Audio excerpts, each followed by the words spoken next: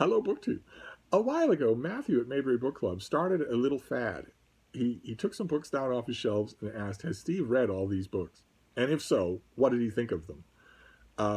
And it caught on, and a whole bunch of people made videos asking, has Steve read it? Has Steve read these books that I'm picking down off the shelves? And in order to have a chance at the answer being no, a little victory, they had to pick books that were on a fairly thin dividing line. They had to pick books that weren't, totally well known. So that there's in a reading life as prolific as mine, there's virtually no chance that I would not have read it. But they also can't pick books that are on the other side that are so obscure that there's no chance I have read it. It has to be fair. There has to be a fair chance, in other words. A whole bunch of people tried that, and despite the fact that it's a thin line to walk, everybody's done a fantastic job of doing that. There's been almost no a-hole picks, almost no picks that are so niche that there's no chance I would ever have read it. There have been picks that go on the other side. There have been, the dividing line is thin, it is possible to make a mistake, and there have been choices that we have dubbed face palms, where you see the book on the list of someone's choices and you think, how could they possibly think that I hadn't read that book? Yes, I haven't talked on this channel, I haven't named every single book that I've read, but even so, how could you possibly think I hadn't read that book? And then there's the quantum facepalm, where there is documentary evidence that I have read the book. And then there's the dreaded facepalm singularity, where the book you hold up in your hand has my name on it on a blurb on the back cover. Now, there's been no quantum facepalm singularity so far.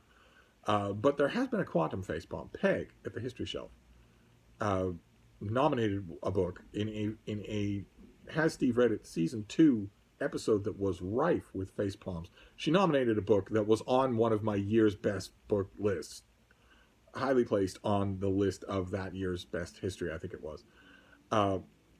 Something like that is rare. And what we have been looking for in season 2, because that first season that Matthew did sort of faded away and was quiet for a while, and then Daniel at Guilty Feet revived it for season 2 of Has Steve Read It, because a lot of people who are joining in on the fun of season 2 hadn't even started a BookTube channel when season 1 was running its course, and it's been an enormous amount of fun. Once again, a huge number of people have jumped in.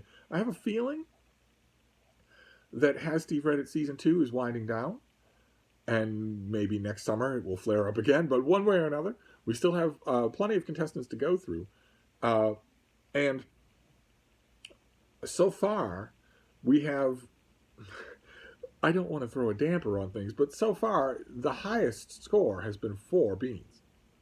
You get one little schnauzer head for every book you pick that I haven't read. 4 beans out of 8.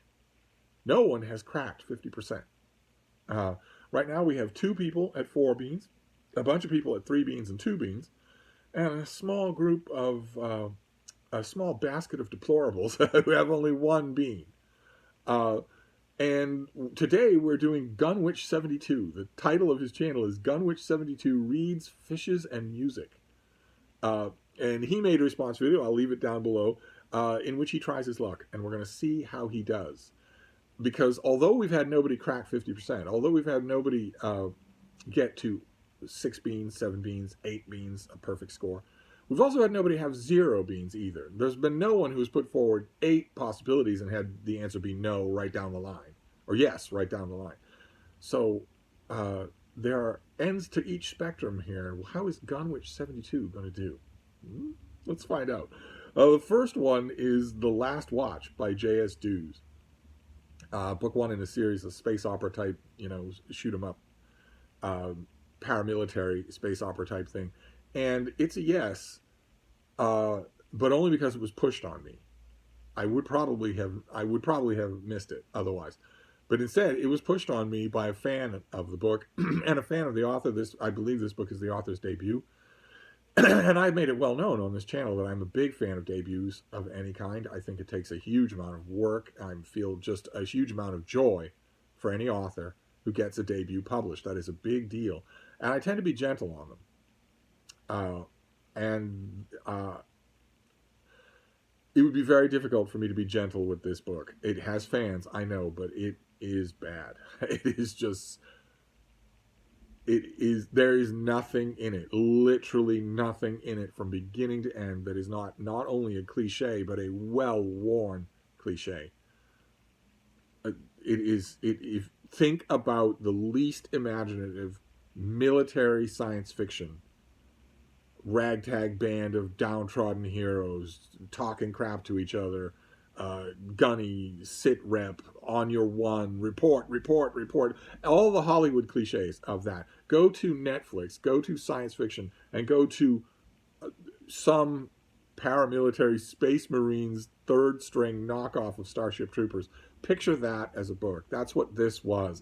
I didn't want to go on and on about it because it's a debut, and for all I know, the author's got much better. For all I know, she improved even with the continuation of this series. I haven't read anything else, but this is a yes. It is not a recommend. It's actually a yes that I wish were now. So we'll just move right on. Move right on to a classic. This is almost a facepalm. Robert Rimini is a fantastic American historian. He's books are really, really worth reading. And the one that Gunwitch72 picks here is The Battle of New Orleans. And it's a yes. I have read it. It is, I think, probably the best account of the Battle of New Orleans that I've ever read. But I've also read everything else by this author. This author is really, really good. Then the next one is Mojave Crossing by Louis L'Amour.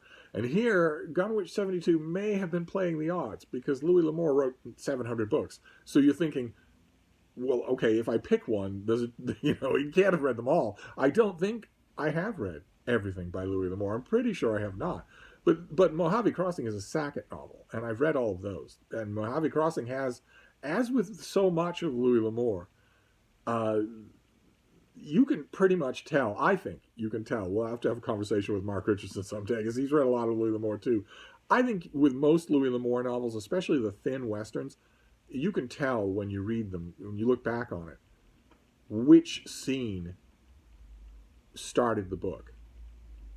You can tell, Louis L'Amour's out riding or he's out walking, and a scene comes to him. And those of you who write a lot of fiction will know that's often where a book starts. Writers will talk about plotting and structure and whatnot and foregrounding and backstory, but often where a book starts is some scene comes to you and you need to make it happen. And you sort of expound the atmosphere all around it in all directions in order to get that scene. I've known many, many authors in my life, and most of the ones that wrote fiction, especially lots of fiction, worked that way.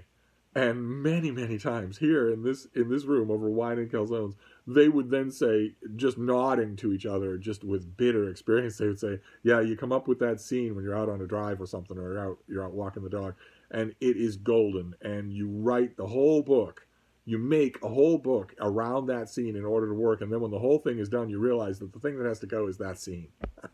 They'll just be, yeah, because they're going to take the money. But one way or another, in most Louis L'Amour novels, I've mentioned two of his novels, The Lonesome Gods and The Walking Drum. I didn't get that impression with those. Those struck me as being sort of more formalistically created. But a lot of the Western novels, I get the impression one scene came to the author, and he wrote the book in order to make that scene. I think it's easy to see that. In Mojave Crossing, I think it's easy to see what scene in that book is the one that created the whole book.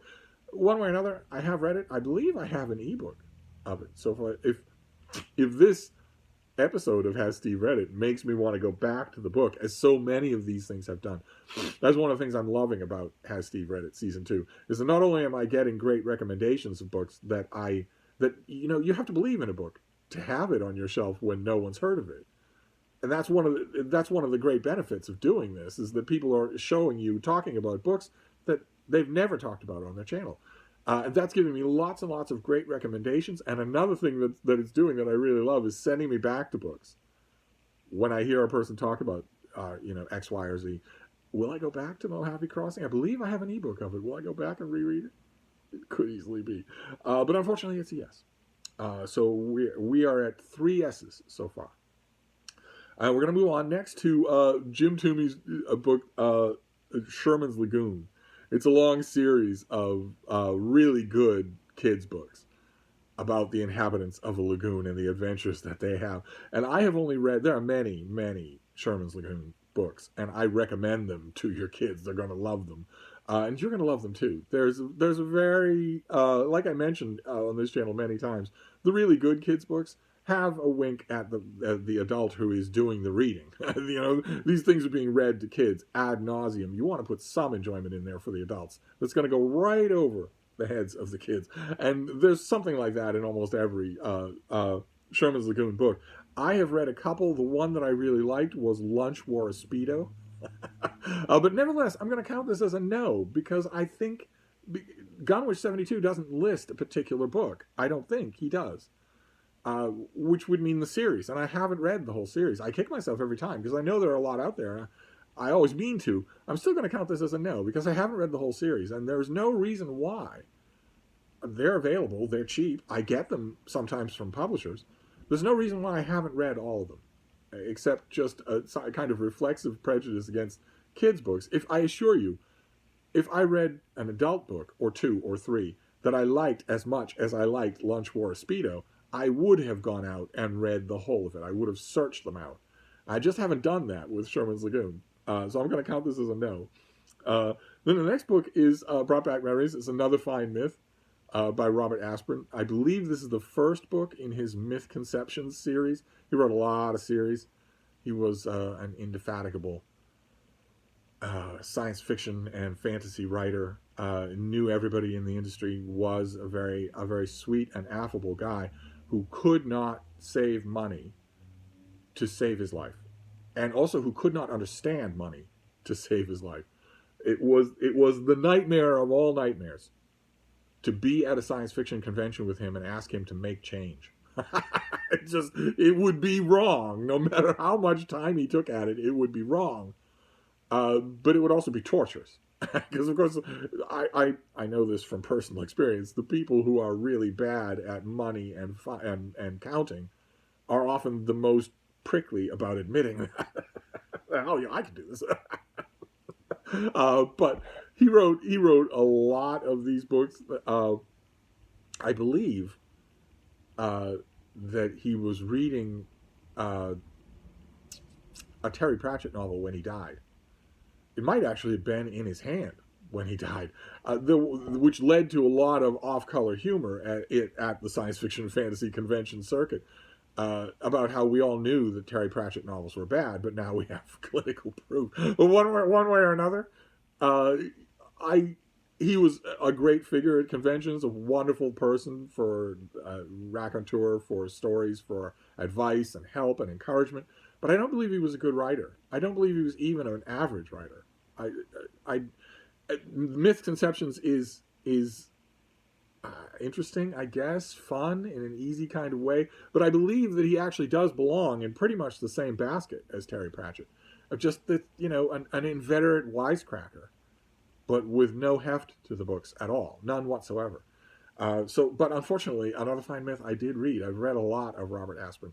I cannot recommend him, and that feels almost treasonous, because I would have rushed to introduce you to him. I would have rushed to do that. But his books, talk about separating the art from the artist. I guess it goes in both directions, right? I don't think he wrote anything in an entire life of writing that I could honestly recommend to a reader. If you like it, fine. I think in Gunwitch72's video, I think he said that he liked Myth Conceptions.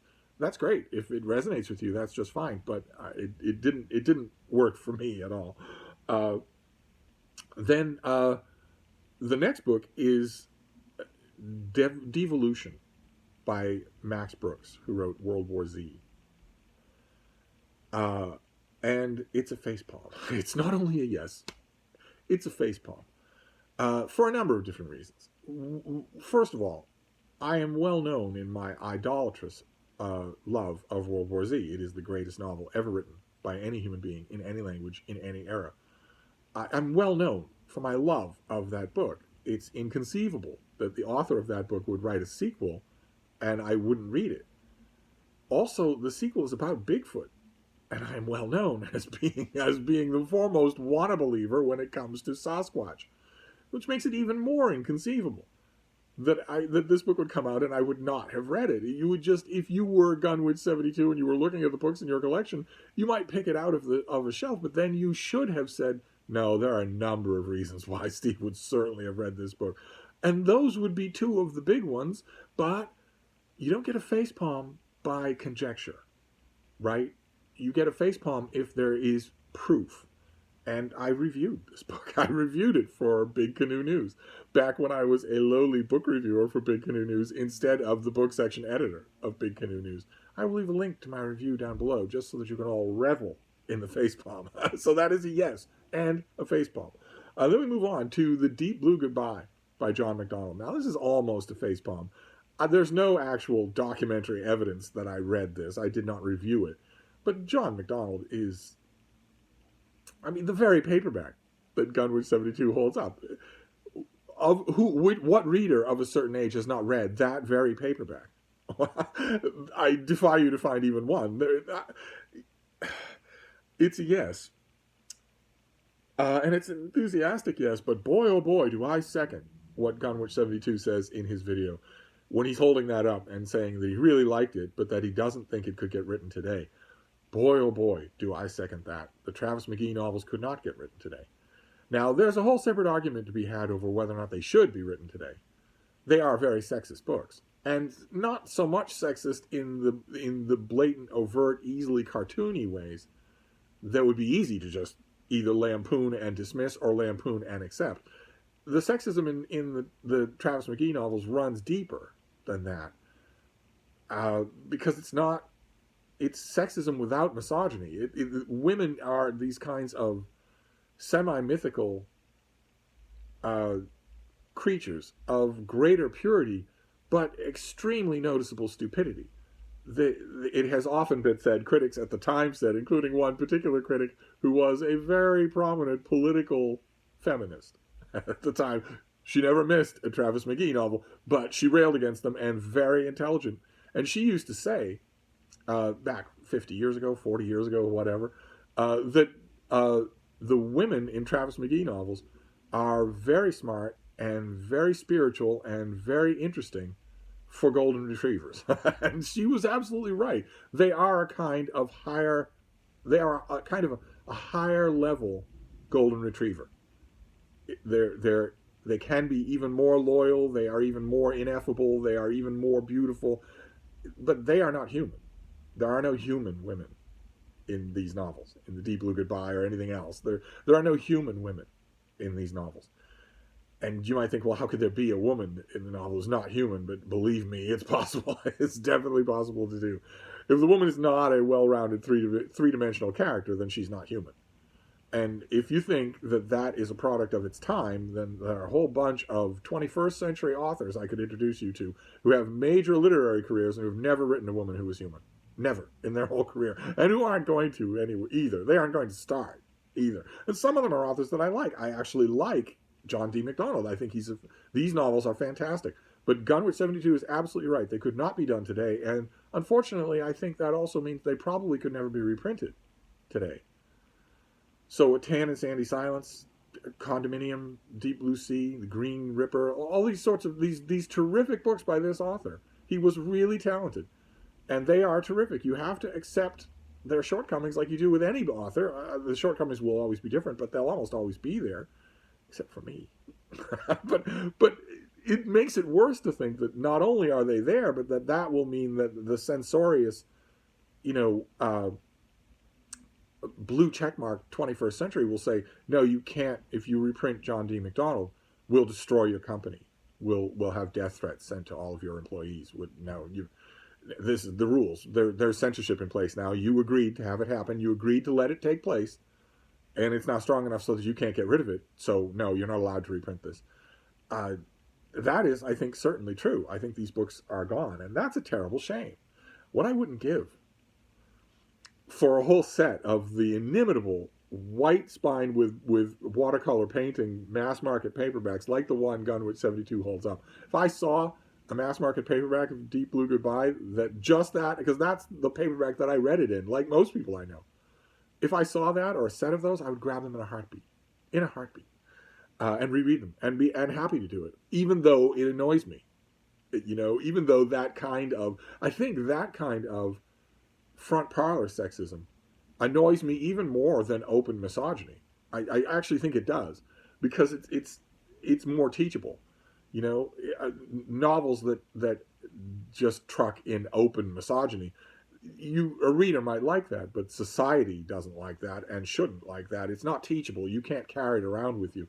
Whereas the kind of attitude in most of the Travis McGee books, I if you had said to John D. McDonald, "You hate women," he would have said, "That's insane," and it would have been insane.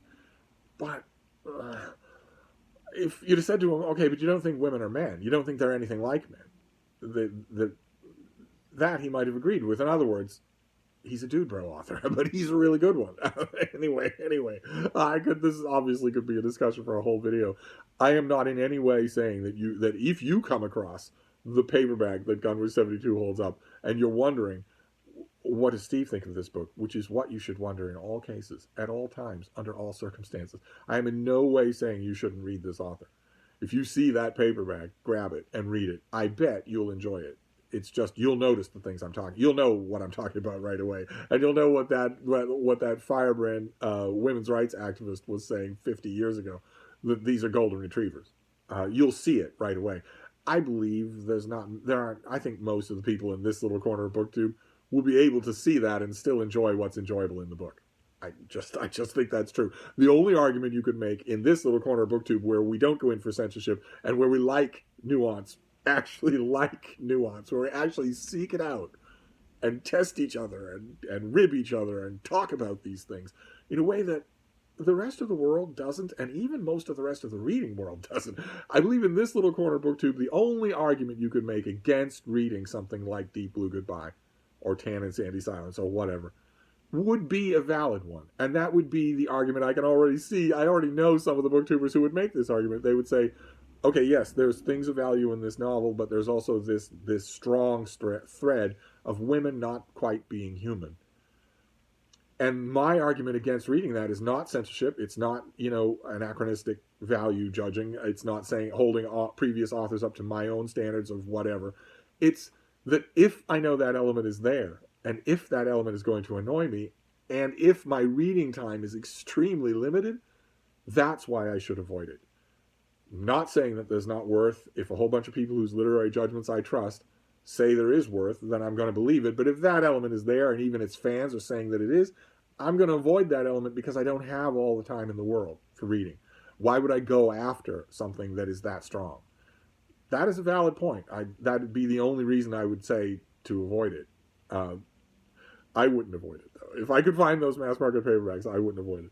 But anyway, that was a long answer to what is a yes. So we are now down to the last book. And the last book, again, this you can tell from these answers that Gunwitch72 has a talent for picking books that are very nearly facepalms. I'm like, but only one was actually a facepalm. Only one was one I actually reviewed. But a lot of these have come awful close. John McDonald, I mean, honestly. And this last one is a Daw yellow spine mass market paperback science fiction novel. Maybe Gunwitch72 has just not watched any of the 2-hour drunken live streams that I've done with Mark Richardson when I've been up at the house in Vermont. Once upon a time, it was an absolute joy to pop down those very distinctive yellow spine Daw science fiction novels like candy. Once upon a time, you pop them down like candy.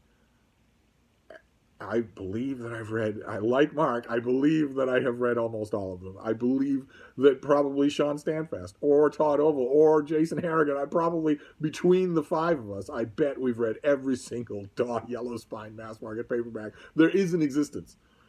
I have certainly read a huge number of them, just gigantic number of them. Not only from when they were on the metal spinner rack at Tro's Dry Goods, but also in used bookstores ever since. You still see huge tranches of them in used bookstores if you're lucky.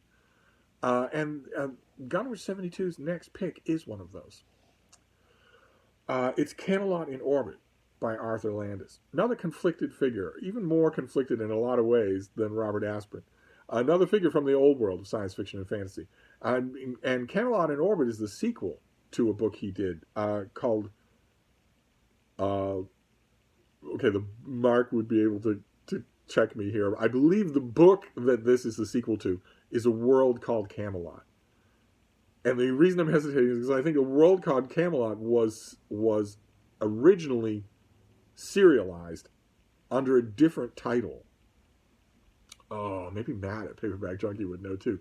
I'm a little bit blurry on this, but I know that Camelot in Orbit is a sequel, and that the first book had a little bit of a complicated publication history. I think it was serialized first under one title, and then brought out as a book, A World Called Camelot, under that title. With, I think, very few changes. I think it's the same book. One way or another, this is a yes. I have read all of this author's DAW yellow spine mass market paperbacks, and they're pretty good. They're not anything to write home about. They are, for instance, perfect example here, as long as we're digressing. There's far more literary merit in the Travis McGee novels than in anything that Arthur Landis wrote. You'll be encountering a far greater intelligence on the written page in John D. McDonald than you will in Arthur Landis, and yet there'll never be a pogrom to get rid of Arthur Landis's novels. Not that it needs much help. He's gone. He's out of print. He's never coming back in print. No one's gonna. There's no great groundswelling, movement of him as a missed or forgotten master of the genre at all. But I have read this book. I tried never to miss these yellow spine mass market paperbacks, and I have, in addition to trying never to miss them when they were coming out, I've also been encountering them in used bookstores forever for 10 cents a piece. You just scoop up a great armload of them. I think in his video, Gunwitch72 mentions that he saw a whole bunch of them at his local used bookstore and got some but not all, and that the rest were gone when he went back. Take that as a salutary reminder. If you see these things, get them all. Because someone is going to come by and do that if you don't. And you won't have a chance to pick through them.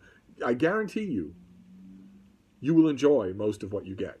You might be thinking, oh, I'm not going to buy just a whole shelf full of books blindly. How do I know any of them will be any good?